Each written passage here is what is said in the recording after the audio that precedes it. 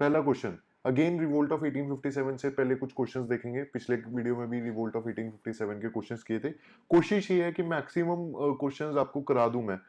मेरा मतलब यहाँ पर मकसद यहाँ पर ये नहीं है कि फटाफट से बस टॉपिक्स खत्म करने हैं, मैक्सिमम क्वेश्चंस कराने की कोशिश करूंगा।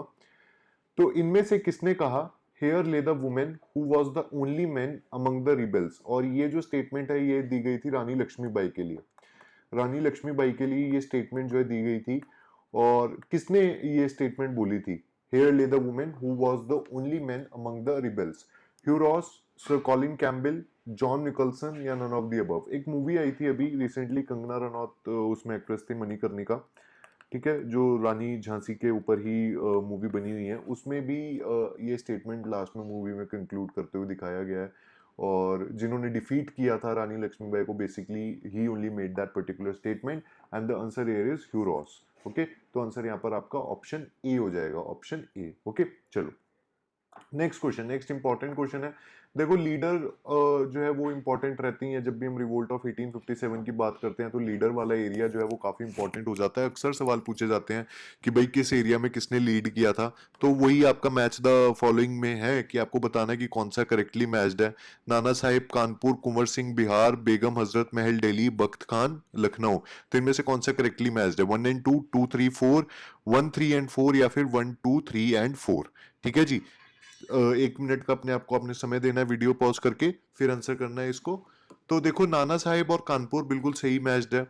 कुंवर सिंह और बिहार भी बिल्कुल सही मैच्ड है। ठीक है, तो 1 और 2 तो बिल्कुल सही मैच्ड है।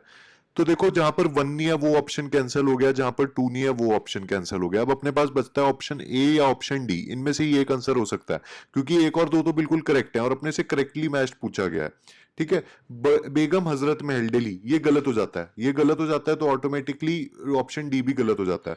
अब इन दोनों में से अगर आपको एक भी पता था ना तो आप आंसर ऑटोमेटिकली कर सकते हो, क्योंकि बख्त खान भी लखनऊ में नहीं था। अब फॉर एग्जाम्पल आपको बेगम हजरत महल नहीं पता था कि वो कहां पे थी, लेकिन बख्त खान का पता था, तब भी ऑटोमेटिकली ऑप्शन डी कैलकुलेट हो जाता, तब भी आंसर आपका क्या बन जाता? Option A. ठीक है, तो option A will be the correct answer. थोड़ी सी एक्सप्लेनेशन देख लेते हैं इसकी। ठीक है जी, तो पेयर वन मैंने आपको बताया कि करेक्टली मैच्ड है। नाना साहिब जो एडॉप्टेड सन थे पेशवा बाजीराव के, उनको पेंशन देने से मना कर दिया था अंग्रेजों ने और इसी चीज ने उनको ऑफेंड किया था। अल्टीमेटली कानपुर में उन्होंने एक आर्म फोर्स रेज की और ब्रिटिश जो गैरिसन था उसके ऊपर कब्जा कर लिया और अपने आप को पेशवा क्लेम कर दिया। And he declare that he was the governor under the emperor Bahadur Shah Zafar. हमने पिछले वीडियो में भी देखा था कि बहादुर शाह जफर को नॉमिनल हेड बना दिया गया था। ठीक है, बाकी के जो प्रिंसेस थे या जो पेशवास थे उन्होंने भी एक्सेप्ट कर लिया था कि they are fighting the war under the Mughal emperor. ठीक है जी। पेयर टू ये भी करेक्टली मैच्ड है। बिहार में जमींदार थे कुंवर सिंह, इन्होंने भी रिबेलियन ज्वाइन कर लिया था। पेयर थ्री इनकरेक्टली मैच्ड है। आपका बेगम हजरत महल दिल्ली नहीं था, बेगम हजरत महल जो था लखनऊ में था। Okay, and she was the wife of Wajid Ali Shah. और वाजिद अली शाह की डेथ के बाद इन्होंने उनके बेटे बिरजिस कादर को वहां पे वहां का नवाब डिक्लेयर कर दिया ड्यूरिंग द रिवोल्ट ऑफ 1857। और बिरजिस कादर ने भी आपके पेशवा बाजीराव की तरह बहादुर शाह जफर के अंडर रूल करना जो है एक्सेप्ट किया। पेयर फोर इनकरेक्टली मैच्ड है, ये तो हमने पिछले वीडियो में समझा ही था। बख्त खान मैंने आपको बताया था। ठीक है, he was leading the revolt on behalf of Bahadur Shah Zafar. Okay, तो ये तो हमने पिछली क्लास में भी देखा था, तो आपको याद होना चाहिए था। ऑलराइट, चलिए next third question. Which of the following statement is incorrect about the participation in the revolt of 1857? इनमें से कौन सा स्टेटमेंट इनकरेक्ट है रिलेटेड टू द पार्टिसिपेशन? ठीक है जी, इनकरेक्ट पूछा गया है, ध्यान रखना है। मैंने पहले भी कहा है कि सर्कल लगा लेना है पेपर के अंदर सबसे पहले। Western, eastern and southern regions were largely unaffected by the revolt, यानी कि यहां पर पार्टिसिपेशन जो थी वो ऑलमोस्ट नील थी। Option B, the educated Indians played a huge role in the spread of the idea of revolt. Third, money lenders and merchants did not support the war. Fourth, most Indian rurals took the side of British. इनमें से आपको incorrect statement जो है वो बताना है। थोड़ा सा कंफ्यूजिंग क्वेश्चन हो सकता है, अगर आपने इन डेप्थ स्टडी नहीं किया तो मुश्किल हो जाएगी इसका आंसर करना। आंसर यहां पर क्या हो जाएगा? आंसर हो जाएगा आपका option B, the educated Indians. देखो एजुकेटेड इंडियंस तो रिवोल्ट को सपोर्ट ही नहीं कर रहे थे, they did not support the war. ठीक है, इनका कहना था, इनका मानना ये था कि जो ब्रिटिशर्स हैं वो मॉडर्न अप्रोच लेकर के आ रहे हैं इंडिया में, मॉडर्न स्टडी लेकर के आ रहे हैं इंडिया में, और अगर ब्रिटिशर्स अभी चले गए तो फिर इंडिया जो है बैकवर्ड लुकिंग ही रह जाएगा। Okay, so they were against throwing out the Britishers or they were against the idea of war. तो इसीलिए आपका स्टेटमेंट बी जो है वो कंप्लीटली गलत हो जाता है। आंसर यहाँ पर आपका ऑप्शन बी होगा। ठीक है जी। अब देखो reasons of failure of revolt जब हम पढ़ते हैं तब हम ये सारे पॉइंट्स देखते हैं कि रिवोल्ट कामयाब क्यों नहीं हो पाया, 1857 का जो विद्रोह था वो क्यों कामयाब नहीं हुआ। देखो इसका ज्यादा स्प्रेड ही नहीं था, मेनली ये नॉर्दर्न इंडिया में ही था। ठीक है, तभी काफी जो हिस्टोरियंस हैं वो कहते हैं कि it was never the first war of independence. ये क्लेम किया जाता है क्योंकि उनका ये कहना है कि ये सिर्फ एक लोकलाइज्ड म्यूटिनी थी, ये ऑल इंडिया लेवल का रिवोल्ट नहीं था। ठीक है, ईस्टर्न, सदर्न और वेस्टर्न पार्ट्स अगर आप इंडिया के देखते हो कंप्लीटली अनअफेक्टेड थे इस रिवोल्ट से। बड़े जो जमींदार थे, जो बड़े मनी लेंडर्स थे, मर्चेंट्स थे, एजुकेटेड इंडियंस थे, इन सब ने इस वॉर का सपोर्ट नहीं किया उनके पर्सनल रीजंस की वजह से। जो इंडियंस इस रिवोल्ट में पार्टिसिपेट कर रहे थे उनके पास थे पुअर आर्म्स एंड इक्विपमेंट। ठीक है, हम तलवार भालों से लड़ रहे थे और अंग्रेजों के पास थी तोपें। ठीक है जी। नो कोऑर्डिनेशन और सेंट्रल लीडरशिप, अपने पास कोई सेंट्रल लीडरशिप नहीं थी। नाम के लिए हमने बहादुर शाह जफर को रखा था पर वो तो खुद बहुत वीक थे। ठीक है, जितने भी रिबेलियन, जितना भी रिवोल्ट में पार्टिसिपेट कर रहे थे प्रिंसेस अलग अलग जगहों पर, वो अपने आप में ही सब कुछ अपने डिसीजंस ले रहे थे, सेंट्रलाइज्ड अप्रोच नहीं थी। ठीक है, नो यूनिफाइड आइडियोलॉजी। जब हम रीजंस ऑफ रिवोल्ट पढ़ते हैं, मल्टीपल रीजंस देखते हैं कि भाई रिलीजियस रीजंस थे, सोशियो इकोनॉमिक रीजंस थे। ठीक है, उसके बाद राजाओं के, प्रिंसेस के अपने रीजंस थे। ठीक है जी, सिपॉइज के अपने रीजंस थे। तो कोई भी एक रीजन के लिए नहीं लड़ रहा था, किसी की भी एक आइडियोलॉजी नहीं थी, सब अपने अपने फायदे के लिए लड़ रहे थे, सब अपने अपने मकसद के लिए लड़ रहे थे। ठीक है, तो नेशनलिज्म मिसिंग था, मॉडर्न नेशनलिज्म मिसिंग था। वो सिर्फ और सिर्फ क्योंकि हर कोई अंग्रेजों से किसी ना किसी कारण से दुखी था उसके लिए लड़ रहे थे। कोई एक यूनिफाइड आइडियोलॉजी नहीं थी कि हाँ भाई हम एक ऐसा हिंदुस्तान बनाएंगे, ऐसा कोई किसी के मन में नहीं था। सब अपने अपने मकसद से लड़ रहे थे कि मुझसे मेरा पेशवाशिप छीन लिया, मुझसे मेरा पेंशन छीन लिया, मेरे पे डॉक्ट्राइन ऑफ लैप्स लगा दिया, मेरा रिलीजन मुझसे छीन लिया। हर का अलग मकसद था। ठीक है, तो ये सारे पॉइंट्स आपने याद रखने हैं। क्वेश्चन इसके ऊपर डायरेक्ट बन सकता है जैसे अभी आपको पीछे दिखाया। Fourth question, the Indian war of independence was written by. ये तो बहुत इजी क्वेश्चन है। ठीक है, अगर ये क्वेश्चन आ जाता है ना पेपर में तो it is like a Sunday gift.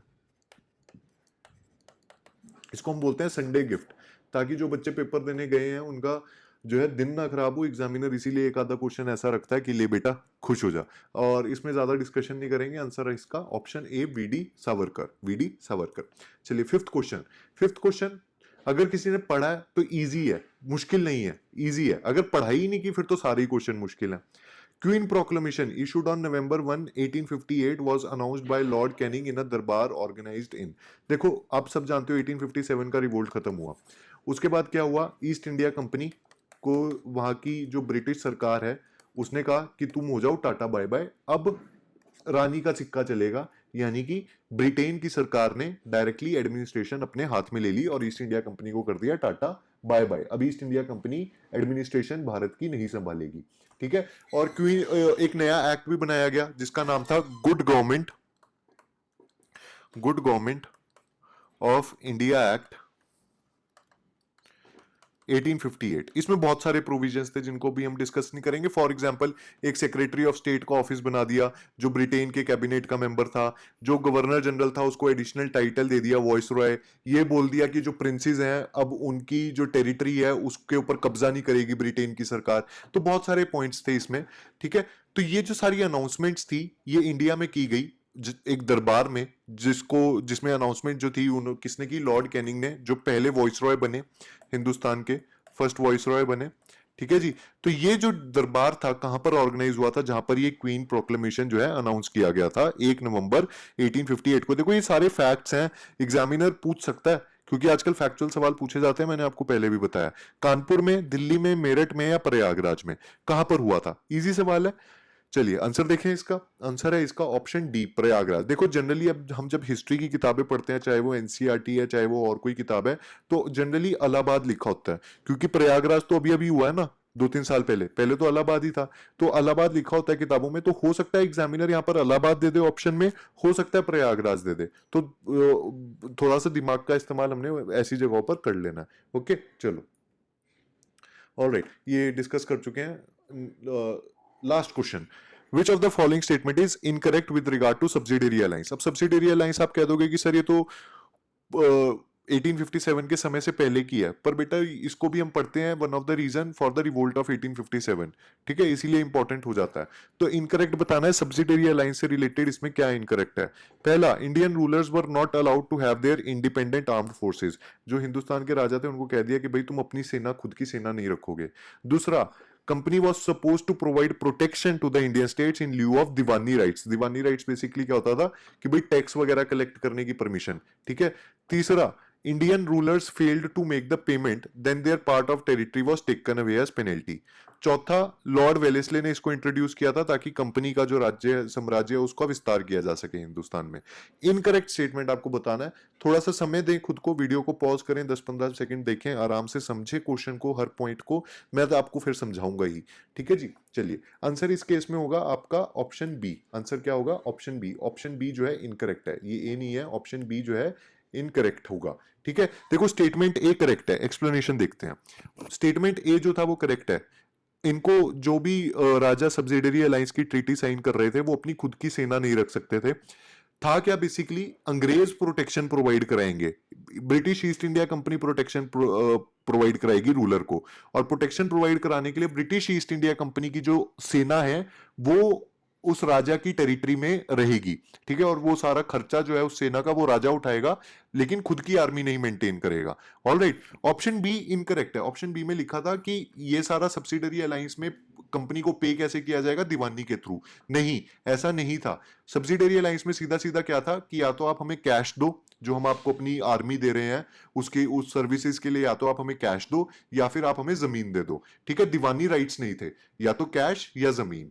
Option C, option C भी बिल्कुल सही है। अब अगर कोई राजा कैश नहीं पे कर पाया, फॉर एग्जांपल उसके पास पैसे नहीं थे, तो उस केस में कंपनी क्या कहती थी कि अगर आप हमें टाइम पर कैश नहीं दोगे तो हम आपकी टेरिटरी जो है वो ले लेंगे एज अ पेनल्टी। हम आपका कुछ जमीन जो है ले लेंगे एज अ पेनल्टी। उसके बाद ऑप्शन डी, ऑप्शन डी भी बिल्कुल सही है। लॉर्ड वेलेस्ले जो गवर्नर थे बंगाल के, उन्होंने ये सब्सिडरी अलायंस सबसे पहले इंट्रोड्यूस की थी, और मकसद यही था ताकि कंपनी के रूल का एक्सपेंशन इंडिया में किया जा सके। इंपॉर्टेंट पॉइंट्स हैं, क्वेश्चन बन सकता है हर के ऊपर। कई बार डायरेक्ट इजी क्वेश्चन बनाना होगा तो ये भी पूछ लेंगे कि सब्सिडरी अलायंस कौन से गवर्नर ऑफ बंगाल ने इंट्रोड्यूस की थी। आंसर हो जाएगा लॉर्ड वेलेस्ले। ऑलराइट, चलिए। So alright guys, this is it. इस वीडियो में हमें इतना ही करना था।